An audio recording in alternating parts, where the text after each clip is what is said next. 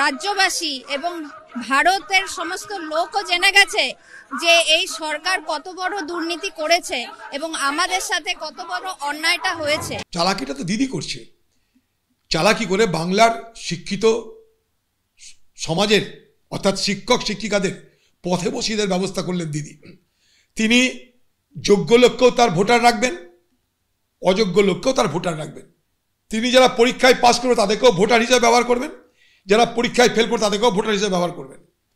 আমি তো বলবো এই শিক্ষক কুলের এই দুর্গতি, দুর্ভাগ্য আমাদের দিদিকে স্পর্শ করতে পারে না। আমি বুঝি না, যেখানে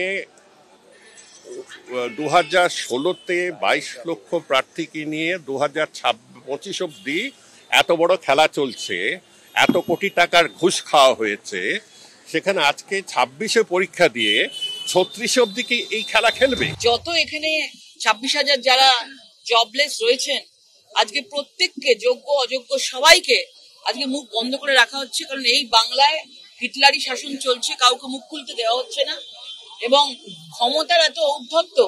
26-এ আজকে যাদের এই 26,000 পরিবারকে যাদেরকে উনি ধ্বংস করেছেন, হত্যা করেছেন, তারা তাদের 26-এ জবাব দেবে। চাকরিহারারা অনশন করছে, অবস্থান করছে, মিছিল করছে, আমরা তাদের প্রতি সংহতি জানিয়েছি। যারা যোগ্য মেধাবী শিক্ষকতা করার কথা আজকে তৃণমূলের দোষে এবং দুর্নীতির জন্য তাই যখন চাকরি থেকে হারা, তখন দাঁড়িয়ে তাদের পাশে আমরা দাঁড়িয়েছি।